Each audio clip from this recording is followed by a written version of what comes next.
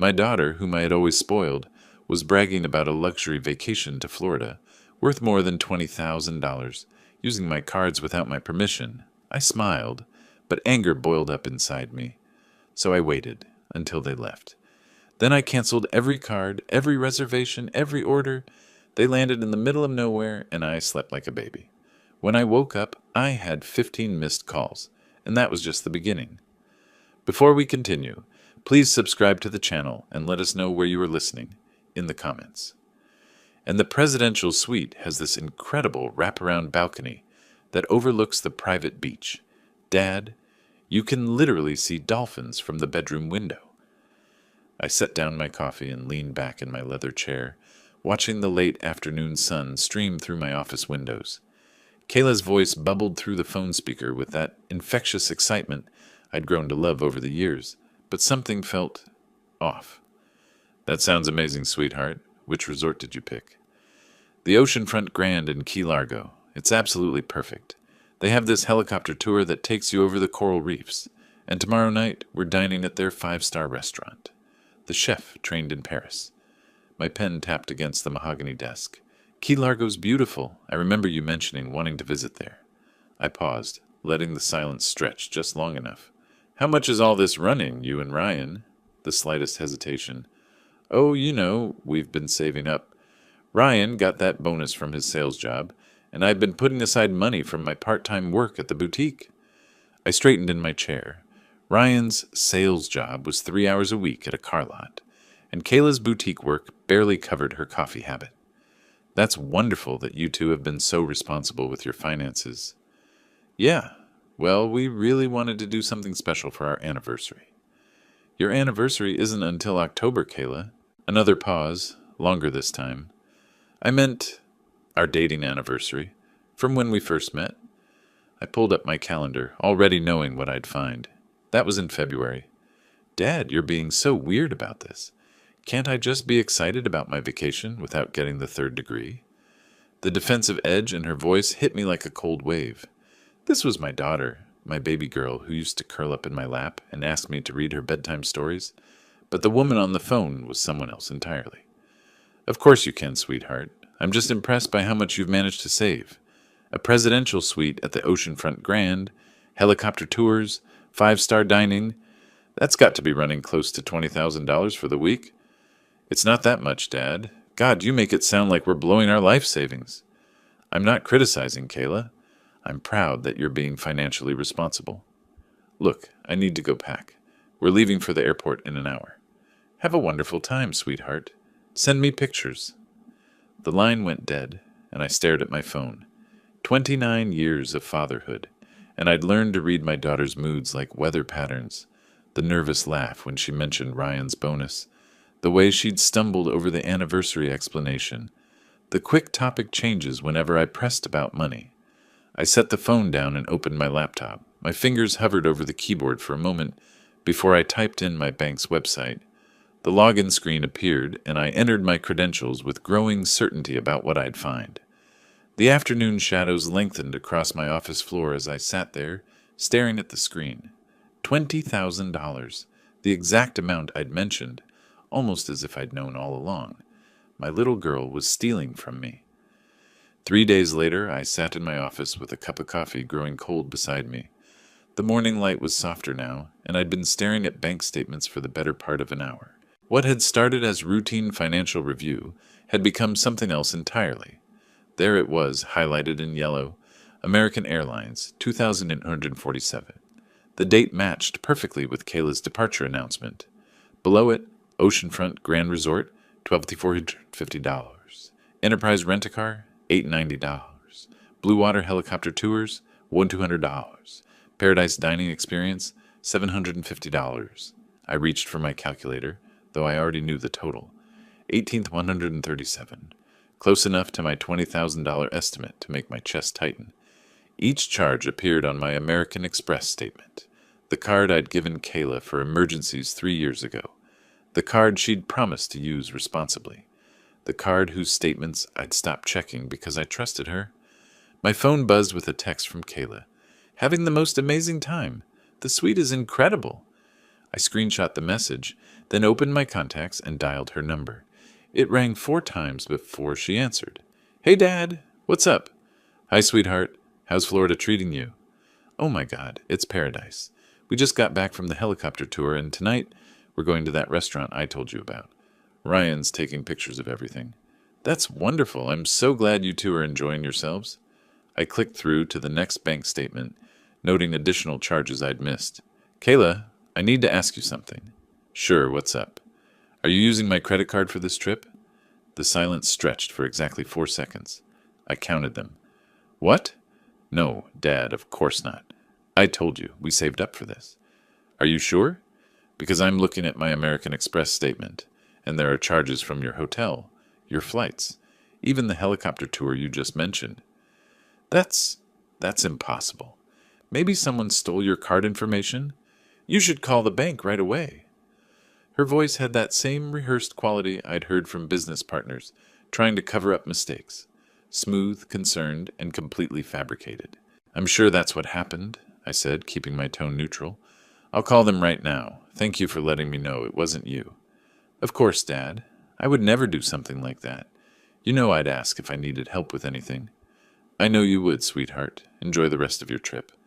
"Thanks, Dad. Love you." "Love you too." I hung up and stared at the phone. She'd lied to my face without a moment's hesitation. Not just evaded or dodged. She'd created an elaborate story about credit card theft and expressed genuine-sounding concern for my financial security. I leaned back in my chair and closed my eyes. The little girl who used to confess to breaking vases before I'd even noticed they were damaged had just committed theft and lied about it with professional-level skill. When had I become such an easy mark in my own daughter's eyes? That evening, I found myself in my study, surrounded by photo albums I hadn't opened in years. The burgundy leather covers felt familiar under my fingers as I flipped through decades of family memories. Here was Kayla, at 5, gap-toothed and grinning beside her first bicycle, a pink princess model that had cost me 2 weeks' salary at the time. She'd seen it in the store window and declared it the most beautiful thing in the world. I'd worked overtime for a month to afford it. I turned the page. Kayla at 16, posing beside her first car, not the reliable Honda I'd suggested, but the BMW convertible she'd begged for. "Everyone at school has nice cars, Dad. I'll be so embarrassed." The car had cost $38,000. She'd totaled it 6 months later. Another page. Kayla's college graduation, her smile radiant in cap and gown. 4 years at Emory University, full tuition, room and board, $160,000. She'd changed majors 3 times and graduated with a degree in art history she'd never used. I closed the album and reached for another. This one was smaller, less organized. Pictures of Michael, my other child, though you wouldn't know it from the way he'd been raised. Here he was at his high school graduation, working part-time at a grocery store to save money for community college. His car was a 15-year-old Honda Civic he'd bought with his own money and maintained himself. The contrast was stark. Michael had asked me for help exactly 3 times in his adult life. Once for a small loan when his car needed repairs, money he'd repaid within 2 months. Once for help with a security deposit on his first apartment, again repaid promptly. The 3rd time was last year when he'd asked if I could help with his wedding expenses. Not demanded, not assumed, asked. And when I'd offered to pay for the entire wedding, he'd insisted on covering half himself. I opened my laptop and pulled up the financial records I'd been compiling. The numbers were staggering. Kayla's college education, $160,000. Cars, $73,000 over the years. Apartment deposits and rent assistance, $34,000. Credit card payments I'd made on her behalf, $28,000. The trust fund I'd established for her 25th birthday, $50,000, which she'd blown through in 18 months. Total, $345,000, not including the countless smaller amounts, dinners, shopping trips, spa days, vacations I'd paid for without question. Michael's total, $8,500, every penny repaid with interest. I pushed back from my desk and walked to the window. The neighborhood was quiet, streetlights casting long shadows across manicured lawns. This house, this life I'd built, it was all supposed to be for them, for my children, to give them opportunities I'd never had. Instead, I'd created a monster. The photo albums still lay open on my desk, showing two paths diverging from the same starting point. One child had learned the value of hard work and self-reliance. The other had learned that Dad would always be there to clean up the mess. I closed the albums and stacked them neatly on the shelf. Tomorrow, Kayla would return from her stolen vacation, expecting everything to continue as it always had. She'd probably already started planning her next financial request. But something had shifted inside me these past few days. The hurt was still there, but it was crystallizing into something harder, more purposeful. My daughter needed to learn that actions have consequences, that stealing from family, from anyone, wasn't acceptable, and I was going to be the one to teach her. The next evening, I settled into my living room with my laptop open and phone within reach. Kayla's Instagram story showed her at the airport, radiant in the departure lounge lighting. "Finally airborne! Florida, here we come!" Blessed life, their presidential suite. Living my best life. I refreshed the page every few minutes, tracking her posts.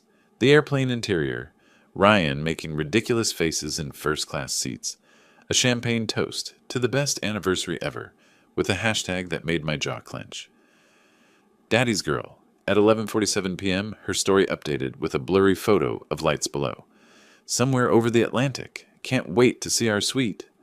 I waited another 30 minutes, then opened my phone contacts and dialed the Oceanfront Grand Resort. "Oceanfront Grand, this is Marcus speaking. How may I help you?"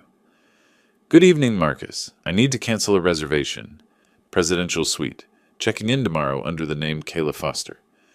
"I'd be happy to help you with that, sir. May I have the confirmation number?" I read it from my bank statement.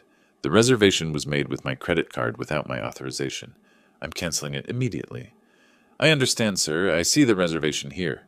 Unfortunately, the presidential suite has a strict 72-hour cancellation policy. The full amount is non-refundable at this point." "That's fine. Please proceed with the cancellation." "Certainly, sir. The reservation has been canceled.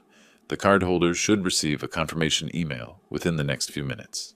Next, I called Enterprise Rent-A-Car. Same story, same professional courtesy. The luxury convertible Kayla had reserved was no longer available. Yes, there would be a cancellation fee. Yes, I understood and approved.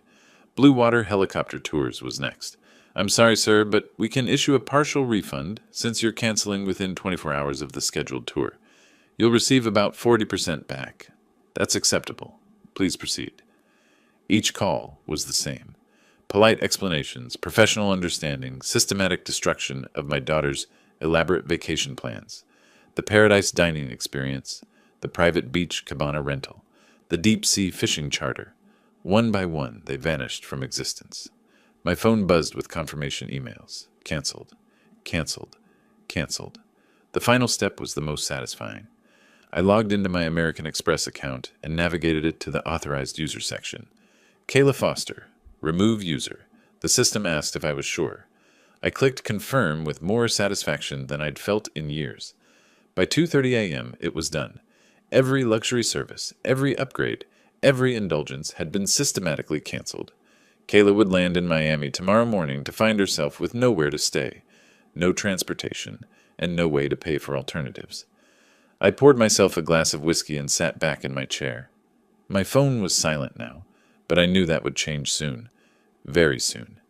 I went to bed that night with a sense of peace I hadn't experienced in years. Justice wasn't always swift, but when it came, it was thorough. My phone began buzzing at 6:23 a.m. The caller ID showed Kayla's number. I let it ring. It was just the beginning. I woke up naturally at 7:30, stretching in the morning sunlight that filtered through my bedroom curtains. The sleep had been deep and dreamless, the kind of rest that comes from a clear conscience and a job well done. My phone sat on the nightstand, its screen dark and peaceful. I padded to the kitchen, started the coffee maker, and opened the blinds to let in the full glory of the morning. Birds chirped in the oak tree outside my window. The newspaper lay folded on my front step. It wasn't until I returned with the paper that I noticed my phone screen glowing with notifications. 15 missed calls, all from Kayla. The first had come in at 6:23 a.m., the most recent at 7:41 a.m., just minutes ago. I poured my coffee and took a slow sip before picking up the phone. It immediately began ringing in my hand. "Morning, sweetheart. You're up early." "Dad?" Her voice was cautious, probing. "Were you having trouble with your credit card yesterday?" "Trouble? No. Why do you ask?" "I tried to... I mean, when we checked into the hotel, there seemed to be some kind of issue with the reservation system. The front desk said something about payment problems." I walked to my kitchen window and gazed out at my neighbor's garden. "That's strange.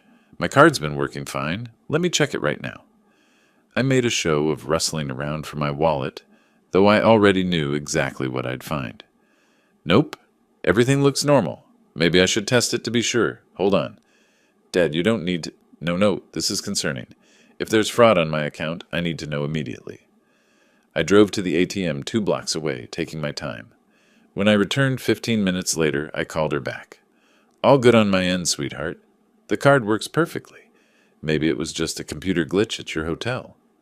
Silence. Then, yeah, maybe. I finished my coffee and scrambled some eggs, humming softly to myself. The phone rang again at 9:15. This time her voice was different, higher-pitched, strained. "Dad, something's really wrong. The hotel says our reservation was canceled last night. They're saying someone called and canceled everything." "That's terrible." "Did they say who called?" "They said it was the cardholder." "But that's impossible because we paid for everything ourselves, remember?" I set down my fork and leaned back in my chair. "Of course I remember, Kayla. You told me you and Ryan had saved up for this trip." "We did. So why would the hotel think the cardholder canceled? It doesn't make any sense." "I have no idea, sweetheart. Where are you staying now?" "Some terrible motel off the highway." "Dad, this place is disgusting. The air conditioning barely works, and there are stains on the carpet that I don't even want to think about. I'm so sorry this happened to you both. The rental car got canceled too, and the helicopter tour, and our dinner reservations. Everything just vanished." I made sympathetic noises while internally marveling at the efficiency of last night's work. "Dad," her voice dropped to a whisper, "you didn't... You wouldn't have..."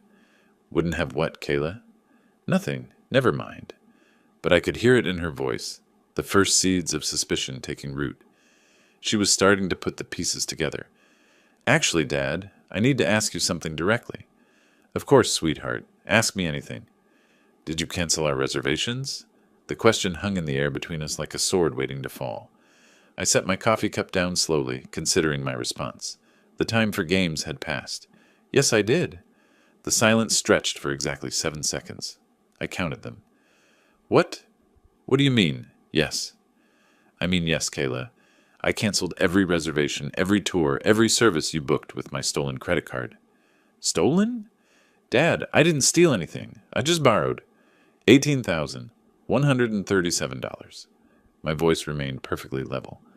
"American Airlines, April 15th. Oceanfront Grand Resort, April 15th. Enterprise Rent-A-Car, April 16th. Should I continue?" "Dad, you don't understand. It was just a temporary thing. I was going to pay you back." "With what money, Kayla? Your part-time boutique job that pays $9 an hour? Ryan's 3-hour-a-week car lot position?" "We have savings." "No, you don't. You have my money that you took without asking. That's called theft." Her breathing grew ragged. "Fine. So I used your card. So what? You're my father. It's not like I'm some stranger. Being my daughter doesn't give you the right to steal from me. I wasn't stealing. God, you're being so dramatic. It's family money anyway, right? I mean, what's yours is mine eventually, so what's the big deal if I take some of it now?" The casual entitlement in her voice hit me like a physical blow. "Eventually? Kayla, you're not entitled to anything I've earned. Come on, Dad. Don't be like this. You've always helped me out before. This is just bigger." "How much bigger, Kayla?" "What do you mean?" "This isn't the first time, is it?" The silence told me everything I needed to know. "Kayla, how much bigger?" "I don't know what you're talking about. Try again." "Dad, you're scaring me. Why are you being like this?" "Because my daughter is a thief, and I'm just now realizing how bad it's gotten." "Don't call me that. Then tell me the truth. How long have you been using my card without permission?" "It's not... I mean, it was just little things sometimes. Dinners out, or when I needed gas, or..." "How long, Kayla?" "Maybe a few months. But Dad, it was never anything big. Just when I needed help, and I knew you'd say yes anyway if I asked. A few months. My hands began to shake with suppressed rage. So instead of asking your father for help like a normal person, you decided to steal from me for months. I'm going to pay it all back. With what money? I'll get a better job. I'll work overtime. You'll what? You can't even hold down the part-time job you have now. That's not fair? Fair? You want to talk about fair? My voice was rising now, and I didn't care. Fair would have been asking for help. Fair would have been respecting the man who raised you, fed you, clothed you, and paid for your entire existence for 29 years. You're being horrible. I'm being honest, and clearly that's something you're not used to hearing. The line went dead. I stared at my phone for a moment, then walked directly to my computer. If she'd been stealing for a few months, I needed to know exactly how much damage we were talking about. I opened my American Express account and began scrolling backward through the statements. February, January, December. There, Le Bernardin in New York, $347. I remembered asking her about her weekend in the city. She'd said her friend had paid for dinner. November, Nordstrom, $892. The shopping trip for job interview clothes that her savings had covered.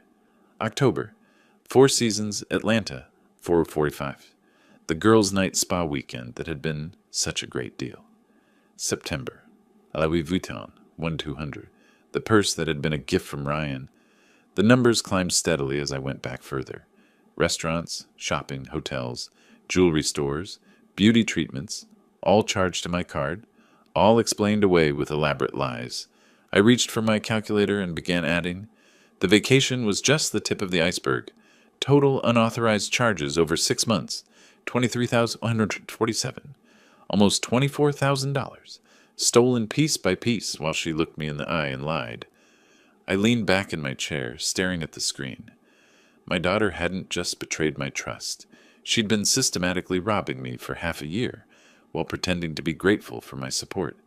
The phone in my hand felt heavier than it should have. I needed air, space, something other than bank statements and calculators, and the growing realization that I'd raised a criminal. I moved to the living room and collapsed into my leather recliner, the same chair where I'd read Kayla, bedtime stories 20 years ago. My phone sat beside me, and almost without thinking, I opened Instagram. The app loaded to a notification. Kayla Foster posted to their story.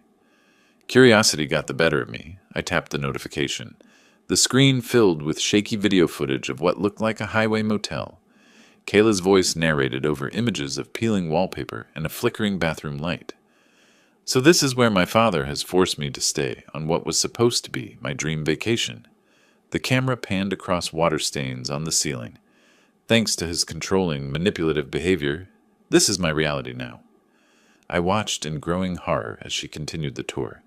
The threadbare carpet, the broken air conditioning unit, the view of a parking lot filled with semi-trucks.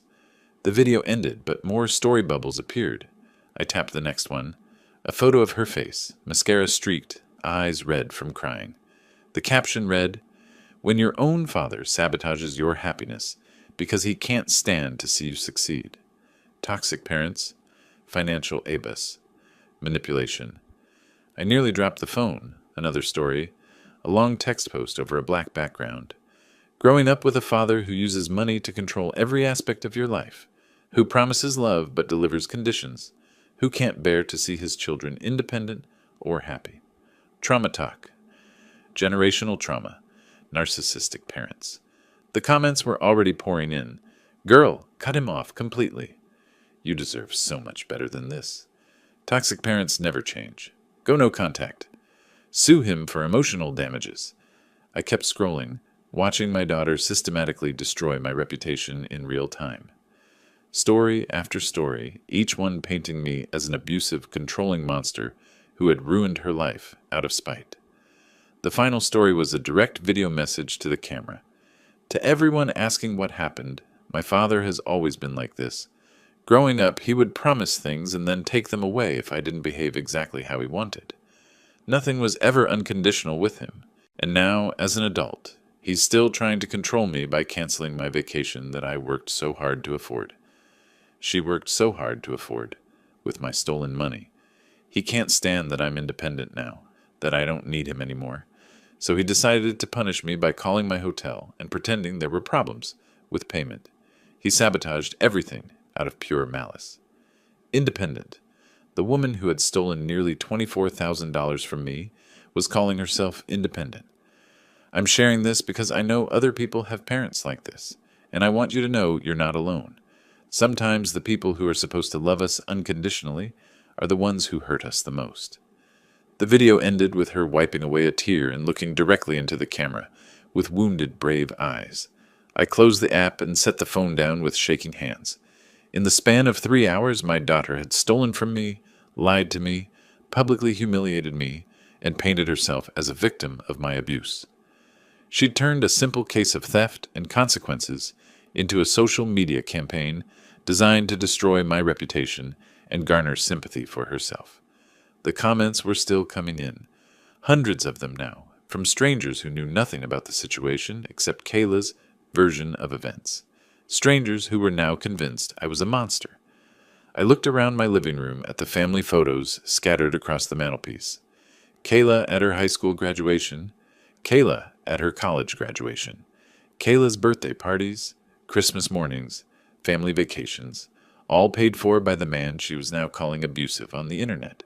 The same man who had just discovered she'd been robbing him for 6 months. If Kayla wanted to portray me as the villain, she was about to learn what that actually looked like. I picked up my phone and dialed my lawyer's office.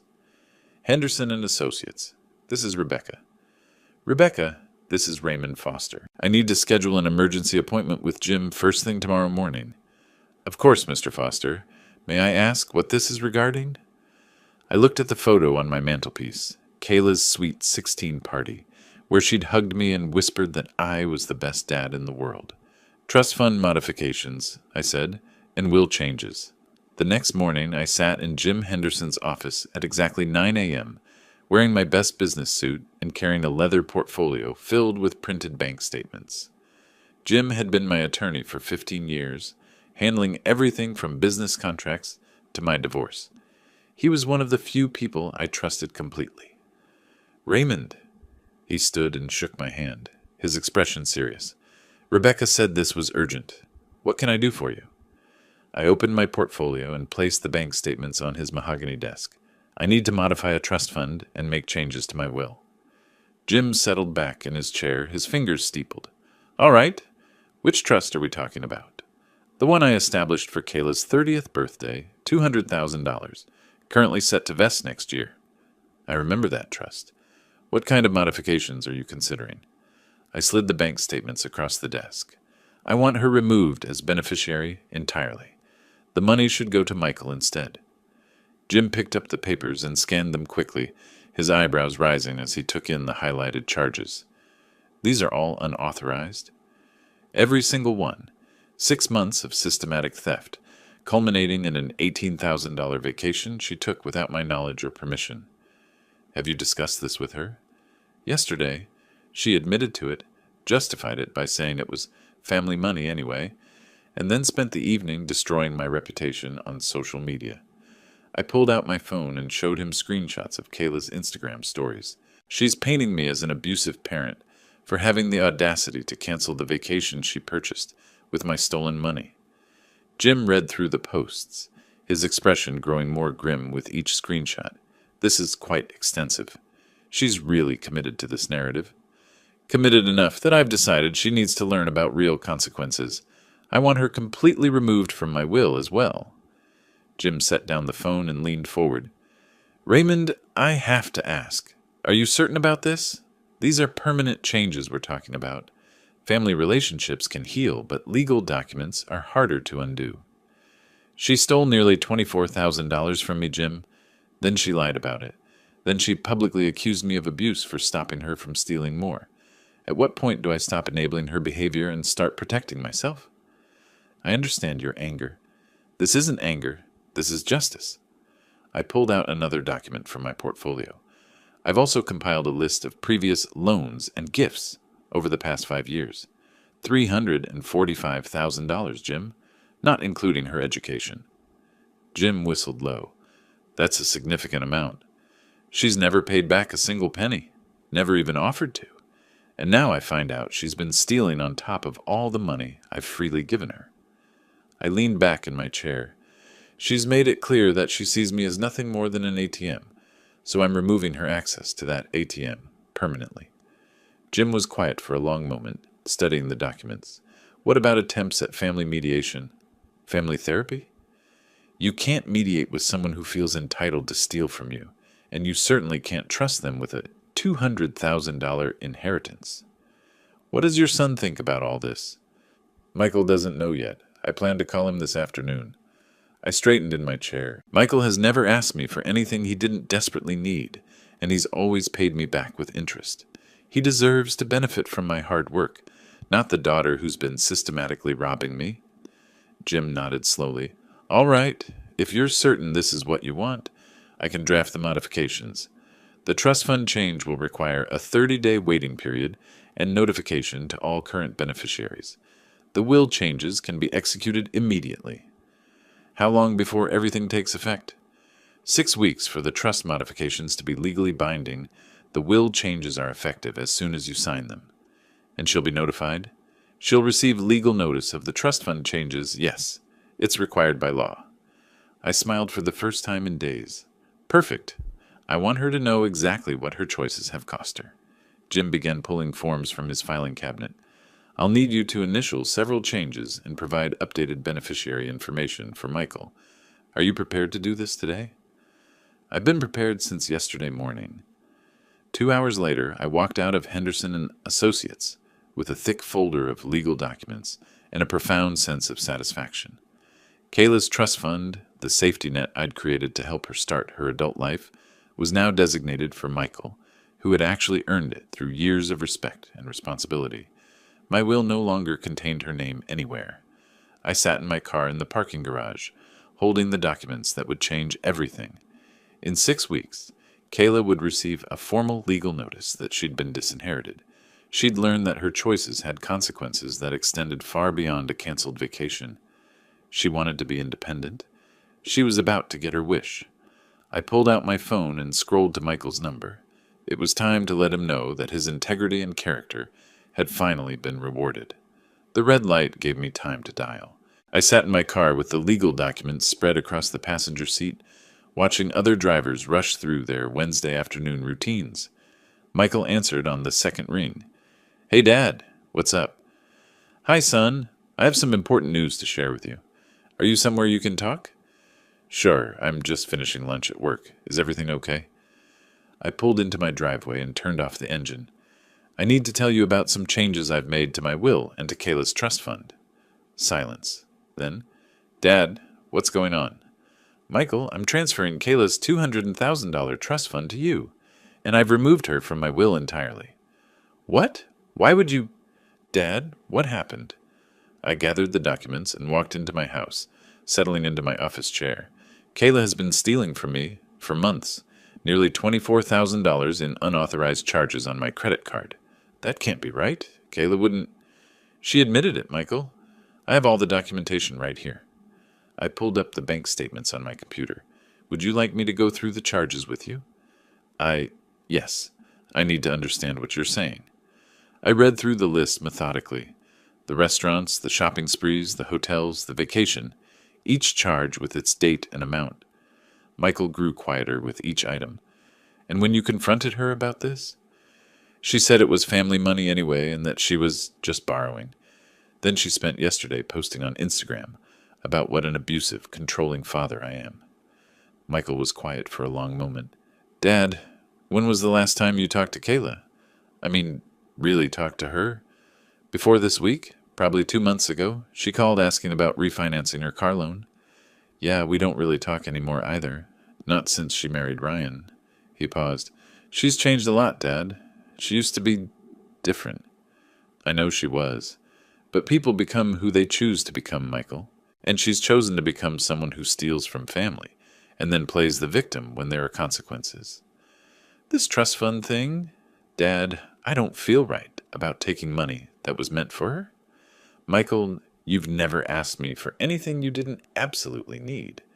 You've paid back every penny I've ever loaned you with interest. You work 60 hours a week to support your family and still find time to help your neighbors. I leaned back in my chair. Kayla works 15 hours a week and believes I owe her a luxury lifestyle. Which one of my children deserves to inherit the results of my hard work? When you put it like that, I'm not punishing Kayla out of spite. I'm rewarding you for being the man I raised you to be. There's a difference. What happens now? Does she know about this yet? She'll receive legal notification when she gets back from her stolen vacation. I expect that conversation will be unpleasant. Dad, be careful. Ryan's got a temper when he doesn't get his way. I'm not afraid of Ryan. I know you're not.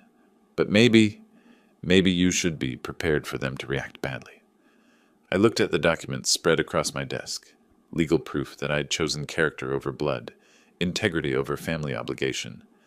They can react however they want, Michael, but they can't steal from me anymore, and they can't manipulate me into enabling their behavior. Are you sure about this? Really sure? I've never been more certain of anything in my life.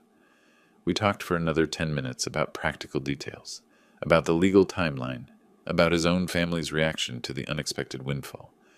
When we hung up, I sat in my office surrounded by the evidence of my daughter's betrayal and my son's worthiness. Tomorrow, I'd mail copies of the trust modification to Kayla. By the time she received them, there would be no turning back. But that was the point. 3 days later, I drove to Kayla's apartment complex and slipped a manila envelope into her mailbox. The documents inside would speak louder than any conversation we might have. Legal language had a way of cutting through manipulation and getting straight to the truth. I drove home and waited. The call came at 2:47 p.m. the following Tuesday. What the hell is this? Kayla's voice was shaking with rage before I'd even said hello. Legal documents. I assume you've read them. You can't do this. You can't just steal my money. Your money? Kayla, you just spent the last week vacationing on my stolen money, and now you're accusing me of theft? That trust fund was mine. You promised it to me. I promised it to the daughter I thought I was raising. That person doesn't seem to exist anymore. Dad, you have to change this back. Please. You don't understand. Ryan's already made plans for that money. We were going to buy a house, start a family. Plans made with stolen money tend to fall through. The line went quiet, except for muffled conversation in the background. Ryan's voice getting louder. We're coming over, Kayla said. We need to talk about this face to face. No, we don't. Yes, we do. We'll be there in 20 minutes. The line went dead. I sat in my living room and waited, though I didn't have to wait long. 17 minutes later, my front door shook under aggressive pounding. Open up, Raymond! Ryan's voice carried through the wood. We need to talk. I opened the door to find them both standing on my porch, Kayla's face blotchy from crying, Ryan's hands clenched into fists. This is insane! Ryan pushed past me into my living room. You can't just take away money that isn't yours. Ryan, this is my house. You don't get to barge in here and make demands. That trust fund belongs to Kayla. No, it belonged to the person I thought Kayla was. It turns out I was mistaken about her character. Kayla collapsed onto my couch. The legal papers crumpled in her hands. Dad, please. I'm sorry about the credit card thing. I'll pay you back. With what money? I'll get a better job. I'll work more hours. I'll do whatever you want. What I want is a daughter who doesn't steal from me and then lie about it. Ryan stepped closer, his voice dropping to a threatening whisper. You're going to fix this, old man. You're going to call your lawyer and undo whatever bullshit you've pulled. Or what? Or you're going to find out what happens when you mess with the wrong people. I pulled out my phone. Are you threatening me in my own home, Ryan? I'm telling you how things are going to go. Mr. Foster? My neighbor, Mrs. Patterson, appeared in my still open doorway. Is everything all right? I heard yelling. The presence of a witness transformed the room instantly. Ryan stepped back, his aggressive posture shifting to something more socially acceptable. Kayla wiped her eyes and tried to compose herself. Everything's fine, Mrs. Patterson. Just a family discussion that got a little heated. She looked between Ryan's red face and Kayla's tear-streaked appearance. If you're sure. We were just leaving. Kayla stood up, shooting me a look filled with pure venom. Weren't we, Ryan? Ryan stared at me for a long moment, his jaw working silently. This isn't over. Yes, it is. I kept my voice level and calm. And if you threaten me again, I'll call the police. Is that clear? They left without another word, Ryan's shoulder deliberately bumping mine as he passed. I watched through my window as they argued in their car before driving away. Mrs. Patterson lingered in my doorway. "Raymond, are you sure you're okay?" That young man seemed very angry. "Family problems, Eleanor. Nothing I can't handle. If you need anything?" "Thank you, I appreciate the concern." She left, and I closed the door, turning the deadbolt for the first time in years. My hands were shaking slightly, not from fear, but from adrenaline. Ryan had just threatened me in front of a witness. Kayla had demanded I reverse legal decisions, made by attorneys, and backed by months of evidence. They'd both acted as if stealing $24,000 was a minor misunderstanding that could be fixed with apologies and promises. I walked to my kitchen and poured myself a glass of water, looking out at the quiet street where normal families lived normal lives. Somewhere out there, Kayla and Ryan were planning their next move, but I'd already made mine. Eleanor lingered on my porch, her gray eyes filled with concern. "Are you certain everything's all right, Raymond?" That was quite a disturbance. "Just some family disagreements about financial matters. Nothing that can't be resolved through proper channels." She nodded, though her expression remained troubled. "Well, you know where to find me if you need anything. Harold and I are always home in the evenings." After she left, I found myself standing alone in my living room, the echo of raised voices still hanging in the air. The house felt larger somehow, more empty. For the first time since this whole ordeal began, doubt crept in around the edges. Had I been too harsh? Was there truth in Kayla's tears and her promises to change? She was still my daughter, still the little girl who used to make me Father's Day cards with crayon drawings of us holding hands. I spent the next 3 days in a strange kind of limbo, going through my usual routines while replaying the confrontation. The memory of Ryan's threat bothered me less than the image of Kayla's face when she'd read the legal documents. Raw desperation, complete shock. Maybe I should have tried family counseling first. Maybe I should have given her a chance to pay me back before involving lawyers. On Friday morning, my doubts crystallized into action. I was reaching for my phone to call Jim Henderson about potentially reversing some of the legal changes when my doorbell rang. A young man in a courier uniform stood on my porch with a clipboard and official-looking envelope. "Raymond Foster, that's me. Please sign here. You're being served with legal papers." I signed mechanically and took the envelope, my stomach dropping even before I opened it. Inside was a formal lawsuit, filed by Kayla Foster against Raymond Foster, alleging psychological abuse, financial manipulation, and intentional infliction of emotional distress. I read through the document slowly, my disbelief growing with each paragraph. According to her complaint, I had systematically controlled and manipulated her through financial coercion. The trust fund she'd never earned was described as promised compensation for years of emotional abuse. My cancellation of her stolen vacation was characterized as malicious sabotage designed to cause maximum psychological harm. She was asking for $250,000 in damages. The lawsuit painted a picture of me as a monster who had psychologically tormented my daughter for years, using money as a weapon to maintain control over her life. Every boundary I'd ever set, every consequence I'd ever imposed, was reframed as evidence of abuse.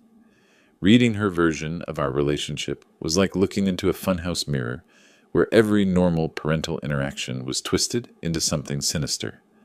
I set the papers down and walked to my filing cabinet, pulling out the folder I'd compiled of bank statements, canceled checks, and financial records. 29 years of supporting her education, her lifestyle, her mistakes. Hundreds of thousands of dollars freely given, no strings attached. The contrast was stark. Here was documentation of generosity spanning decades, and there was her legal claim that I'd been financially abusive. I called Jim Henderson. "Raymond, I was expecting your call. I assume you've been served?" "How did you know?" "Because this is exactly what happens when entitled people face real consequences for the first time. They attack." His voice was calm, professional. "How are you holding up?" Honestly, I was starting to second-guess myself before this arrived. Now I'm remembering why I made these changes in the first place. Good, because this lawsuit is going to be easy to defend.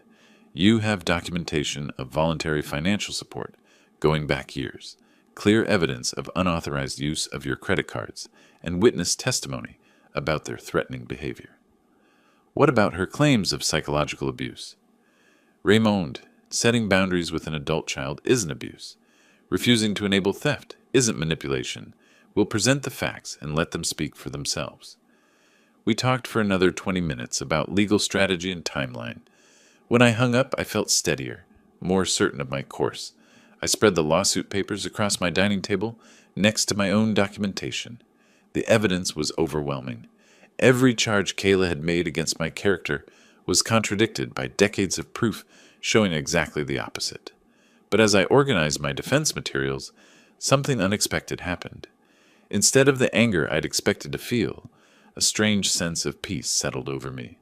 My daughter had just proven, in legal documents filed with the court system, that she was exactly who I'd thought she'd become, someone who would lie, manipulate, and destroy family relationships, rather than take responsibility for her choices. The doubt vanished. This lawsuit wasn't an attack on my character. It was vindication of every decision I'd made. I was still organizing documents when my phone buzzed with a text message from an unknown number. I almost ignored it, but something made me open it. The message was longer than my screen could display at once. "Dad, this is Kayla. I got a new number. I know you probably don't want to hear from me right now, but I need to tell you something important. I dropped the lawsuit this morning. I'm not fighting you anymore." I scrolled down, reading the rest of her message with growing surprise. "I've had a lot of time to think over the past 2 months. Ryan and I separated 3 weeks ago. He was the one pushing for the lawsuit, said we could make you pay for disrespecting us. But sitting in that lawyer's office, listening to him talk about destroying you in court, I realized I didn't recognize myself anymore. I did steal from you. There's no other word for it. I took your trust and your money and then acted like you owed me even more. I convinced myself I deserved it because we're family. But that's not how family works, is it? You raised me better than this. I remember being proud of having a dad who worked so hard, who built something from nothing. Somewhere along the way, I started seeing your success as something I was entitled to, instead of something I should try to earn myself. I'm not asking you to forgive me right now. I'm not asking for money, or for you to change the trust fund back. I just wanted you to know that I finally understand what you were trying to teach me. Actions have consequences. Respect has to be earned. Family doesn't mean you get a free pass to hurt people. I'm getting my own apartment, working full-time at the boutique, and trying to figure out who I want to be without Ryan's influence or your safety net. It's scary, but maybe that's what I needed. I love you, Dad. I hope someday you can love me again, too. Kayla. I read the message 3 times, looking for signs of manipulation or hidden agendas. The tone was different from anything she'd written to me in years. No demands, no justifications, no attempts to minimize her behavior. Could people really change this dramatically? Or was this just a more sophisticated manipulation? I set my phone down and walked to my kitchen window, looking out at the garden I'd been neglecting since this whole ordeal began. The roses needed pruning. The lawn needed attention. Life had continued moving forward while I'd been focused on legal battles and family betrayal. 2 months of silence. 2 months for both of us to process what had happened, to live with the consequences of our choices. Maybe that's what we'd both needed. My phone sat on the counter, waiting for a response. I could text back immediately, begin the slow process of rebuilding trust, or I could wait, let more time pass, see if this apparent change was genuine or temporary. I thought about the Michael I'd raised, the son who'd never needed dramatic consequences because he'd learned accountability early. I thought about the Kayla I'd raised, the daughter who'd somehow lost her way but might be finding it again. The afternoon light was fading, casting long shadows across my kitchen floor. I picked up my phone and reread her message one more time, then set it back down without responding. Some things couldn't be rushed. Trust, once broken, required time and consistent action to rebuild. If Kayla was truly changing, she'd understand that. If she wasn't, she'd reveal herself by demanding immediate forgiveness. For now, the silence would continue. Not out of cruelty, but out of wisdom earned through experience. I'd spent 29 years enabling her mistakes by making forgiveness too easy, consequences too soft. If she wanted a relationship with her father, she'd have to prove she was worthy of one. Time would tell which daughter I'd be dealing with, the one who stole from me or the one who'd written this message. Until I knew for certain, the door would remain open, but the trust fund would stay exactly where it was. If you like this story, please like this video, subscribe to the channel, and share your impressions of this story in the comments. To listen to the next story, click on the box on the left. Thank you for watching.